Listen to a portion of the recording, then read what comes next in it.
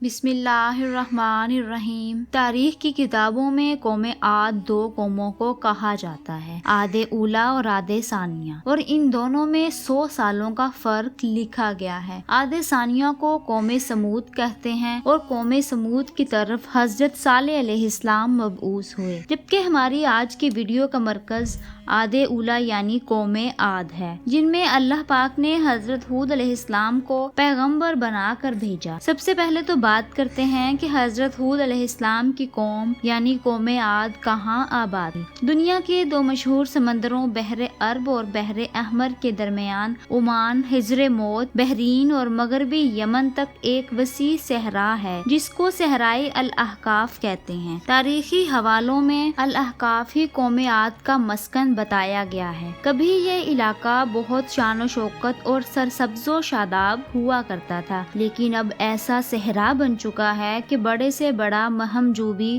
قدم رکھنے سے ڈرتا ہے۔ اس وقت موت کی اس وحشت تک وادی میں قدم رکھنا خودکشی کے مترادف ہے۔ خشک ریت کے ایسے بلند و بالا ٹیلے ہیں کہ اگر کوئی چیز ان میں گر جائے تو وہ لمحوں میں غرق ہو جائے۔ بے شک یہ صحرا اللہ کے عذاب کی ایک بہت بڑی نشانی ہے۔ کسی زمانے میں یہ علاقہ سرسبز و شاداب باغات، ٹھنڈے پانی کے چشموں، آبشاروں اور بہت اونچی عمارتوں اور قلعوں سے بھرا پڑا تھا۔ اس علاقے میں اس وقت کی دنیا کی سپر پاور قوم یعنی قوم عاد آباد تھی۔ وہ انتہائی طاقتور اور مالدار قوم تھی۔ تاریخ کی کتابوں میں ان کا قد 40 ہاتھ بتایا گیا ہے اور ان کی عمر 900 سے 1000 سال ہوتی تھی۔ اللہ نے ان جیسی قوم دوبارہ پیدا ہی نہیں کی، ایسی قوم کے جس میں کوئی بیماری نہ تھی، لوگ بڑھاپا نہ دیکھتے تھے، نہ ہاتھ پاؤں کمزور ہوتے اور نہ ہی ان کی بینائی میں کوئی فرق پڑتا تھا۔ کہا جاتا ہے کہ اس قوم کا ایک بندہ ہمارے آج کے دور کے 1000 بندوں سے اکیلا لڑ سکتا تھا، یعنی ایسی طاقتور قوم نہ پہلے تھی اور نہ ہی بعد میں پیدا کی گئی۔ قوم عاد کی طاقت کی ایک خوبی یہ بھی تھی کہ اگر کوئی مرد عورت کے ساتھ ایک دفعہ ہم بستری کر لیتا تو وہ عورت ایک ہی بار میں حاملہ ضرور ہو جاتی تھی۔ اسی خوبی کی وجہ سے وہ قوم بہت پھیل گئی تھی۔ اللہ پاک قرآن مجید فرقان حمید میں فرماتا ہے، ان جیسی کوئی قوم اور ملکوں میں پیدا نہیں کی گئی۔ ہود علیہ السلام کو یاد کرو جبکہ اپنی قوم کو احقاف میں ڈرایا۔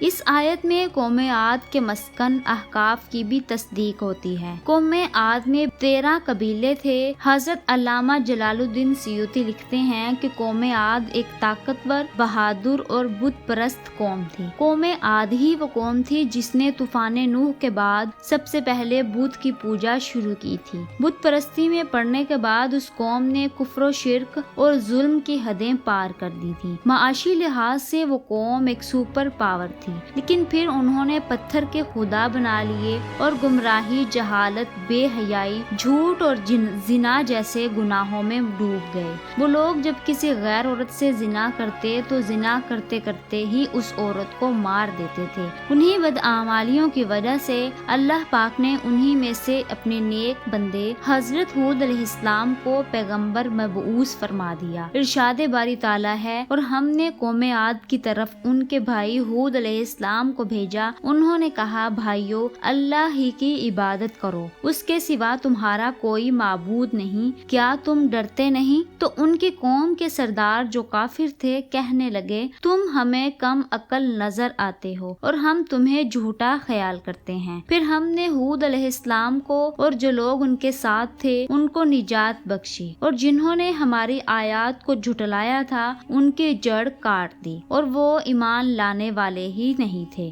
حضرت ہود علیہ السلام مسلسل 50 سال تک اپنی قوم کو واعظ و نصیحت کرتے رہے، لیکن ان کی قوم جہالت میں ایسی ڈوبی تھی کہ وہ اپنے پیغمبر کی باتوں پر کان تک نہ دھرتے تھے۔ قوم عاد کے 2 قبائل کلمان اور خلجان ایسے تھے کہ جن کے پاس پوری قوم کی سرداری اور حکمرانی تھی۔ جب حضرت ہود علیہ السلام مبعوث ہوئے تو کلمان قبیلے نے آپ کی مخالفت کی، لیکن قبیلہ خلجان حضرت ہود علیہ السلام کی دعوت حق پر لبیک کہتے ہوئے ایمان لے آیا، اور اس طرح حضرت حضرت ہود علیہ السلام کی طاقت میں اضافہ ہو گیا اور لوگ جو آپ کی جان کے دشمن بنے ہوئے تھے وہ سب قبیلہ خلجان کی وجہ سے حضرت ہود علیہ السلام سے دور ہو گئے۔ اس قبیلے کے علاوہ کوئی بھی حضرت ہود علیہ السلام پر ایمان نہ لایا، بلکہ وہ سب قوم حضرت ہود علیہ السلام کو جھوٹا کہہ کر پکارتے تھے، جسے قرآن کریم نے یوں بیان کیا۔ نبی علیہ السلام نے دعا کی کہ اے پروردگار، انہوں نے مجھے جھوٹا کہا ہے، پر تو میری مدد فرما۔ اللہ نے اپنے نبی علیہ السلام کی فریاد کے جواب میں فرمایا، اے نبی علیہ السلام، یہ بہت جلد اپنے کیے پر پچھتانے لگیں گے۔ اللہ تعالیٰ نے نبی علیہ السلام کی دعا قبول فرمائی اور قوم عاد پر عذاب کی ابتدا ہو گئی۔ بادلوں کے فرشتے کو حکم دیا کہ اب بارش نہ برسائی جائے۔ چشموں کے فرشتوں کو حکم دیا کہ ان کے ٹھنڈے، میٹھے اور شفاف پانی سے لبریز چشموں اور آبشاروں کو خشک کر دو۔ چنانچہ دیکھتے ہی دیکھتے ان کے سرسبز و شاداب کھیت کھلیان سوکھنے لگے اور مویشی مرنے لگے، یہاں تک کہ لوگ پینے کے پانی تک کو ترسنے لگے۔ کثیر تعداد میں پیدا ہونے والے پھل اور اناج ناپید ہو گئے۔ پوری قوم خشک سالی کا شکار ہو کر بدحال اور پریشان ہو گئی۔ یہ سلسلہ مسلسل 3 سال تک جاری رہا۔ حضرت ہود علیہ السلام سے اپنی قوم کی یہ پریشانی دیکھی نہ جاتی تھی۔ آپ علیہ السلام بہت افسردہ اور پریشان رہتے، اور پھر ایک دن انہوں نے اپنی قوم سے فرمایا، اے میری قوم کے لوگو، تم اپنے پالنے والے سے بخشش مانگو، اس کے آگے توبہ استغفار کرو، وہ تم پر آسمان سے موسلا دھار بارش برسائے گا اور تمہاری طاقت و قوت میں اضافہ فرمائے گا، اور دیکھو گناہ گار بن کر روح گردانی نہ کرو۔ حضرت ہود علیہ السلام سے پھر ان کی قوم کہنے لگی، اے ہود علیہ السلام، تم ہمارے پاس کوئی دلیل تو لائے نہیں، اور ہم صرف تمہارے کہنے سے نہ اپنے معبودوں کو چھوڑنے والے ہیں اور نہ تم پر ایمان لانے والے ہیں، بلکہ ہم تو یہ سمجھتے ہیں کہ ہمارے کسی معبود نے تمہیں آسیب زدہ یعنی دیوانہ کر دیا ہے۔ ہود علیہ السلام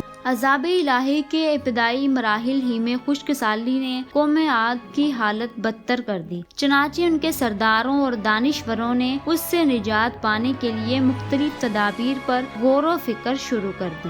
ناظرین، قابل ذکر بات یہ ہے کہ پہلے والی قوموں میں مشہور تھا جب بھی کوئی مشکل کسی قوم پر آتی تھی تو وہ بیت اللہ شریف کا ہی رخ کرتے تھے، جس سے ان پر سے وباؤں کا خاتمہ ہو جاتا۔ قوم عاد کے بزرگوں نے بھی فیصلہ کیا کہ بیت اللہ جایا جائے، چنانچہ 90 افراد پر مشتمل ایک وفد حجاز مقدس کی طرف روانہ ہوا۔ مکہ مکرمہ میں اس وقت قوم عمالقہ کی حکومت تھی اور ان کا سردار جرار بن طارق تھا۔ کہا جاتا ہے کہ جرار بن طارق کی بیوی قوم عاد میں سے تھی، اس لیے جیسے ہی قوم عاد کا وفد مکہ شریف پہنچا تو جرار اور اس کی بیوی نے ان کی بہت خدمت کی اور شراب و شباب کی محافل کا انعقاد کیا گیا۔ حضرت امام طبری نے لکھا ہے کہ تقریباً 1 ماہ تک وہ وفد اپنے مقصد سے غافل ہو کر رقص و سرور کی محفلوں میں مشغول رہا۔ پھر ایک دن جرار بن طارق نے اپنی رقاصہ اور گانے والیوں کے ذریعے سے اشعار میں ان کو یاد کروایا کہ وہ کس مقصد سے حجاز مقدس میں آئے بیٹھے ہیں۔ پھر انہیں ہوش آیا تو یہ لوگ بیت اللہ شریف پہنچے اور رو رو کر اللہ پاک سے بارش کی دعا کرنے لگے۔ ایک دم سے کالے بادل چھا گئے۔ قوم عاد کے لوگ خوش ہو گئے کہ ہماری دعا قبول ہو گئی اور بارش ہونے والی ہے، چنانچہ انہوں نے تیاری کی اور اپنے علاقے احقاف کی طرف نکل پڑے۔ لوگوں کی خوشی کی انتہا نہ رہی تھی کہ دیکھ کر کہ جیسے جیسے وہ وفد اپنے علاقے کی طرف جا رہا تھا،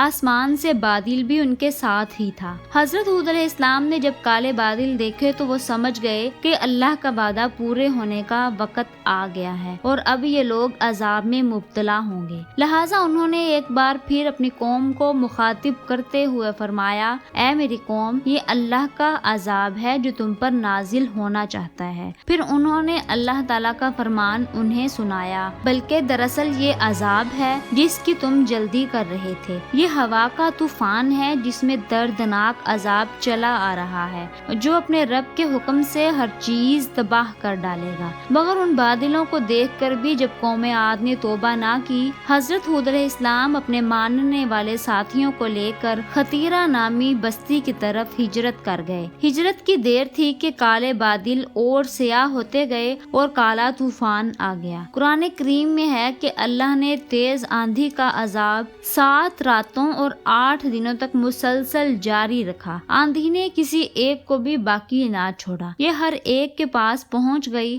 غاروں کے اندر، پہاڑوں کی گھاٹیوں اور چوٹیوں، گھروں، محلات اور قلعوں کے اندر سب کو فناہ کر ڈالا۔ بس جب حضرت ہود یہاں تک کہ احقاف کا سارا علاقہ صحرا میں بدل گیا اور سارے لوگ اور محلات ریت میں دفن ہو گئے، نبی کریم صلی اللہ علیہ وآلہ وسلم نے فرمایا کہ وہ آندھی جس کے ذریعے قوم عاد ہلاک کی گئی، اللہ نے ان پر انگوٹھی جتنی جگہ کے مثل ہوا کھولی تھی۔ بس وہ ہوا پہلے دیہات میں گئی اور وہاں کے لوگوں اور مویشیوں اور مالوں کو اٹھایا اور آسمان و زمین کے درمیان لے گئی۔ حدیث شریف میں آتا ہے کہ اماں عائشہ صدیقہ رضی اللہ تعالیٰ عنہا نے حضور نبی کریم صلی اللہ علیہ وآلہ وسلم سے پوچھا، یا رسول اللہ، لوگ تو بادل دیکھ کر خوش ہوتے ہیں کہ اب بارش ہوگی، لیکن آپ کے چہرے پر اس کے برعکس تشویش کے آثار نظر آتے ہیں۔ آپ نے فرمایا، عائشہ، اس بات کی کیا ضمانت ہے کہ اس بادل میں عذاب نہیں ہوگا، جبکہ ایک قوم ہوا کے عذاب سے ہلاک کر دی گئی۔ اس قوم نے بھی بادل دیکھ کر کہا تھا کہ یہ بادل ہے جو ہم پر بارش برسائے گا،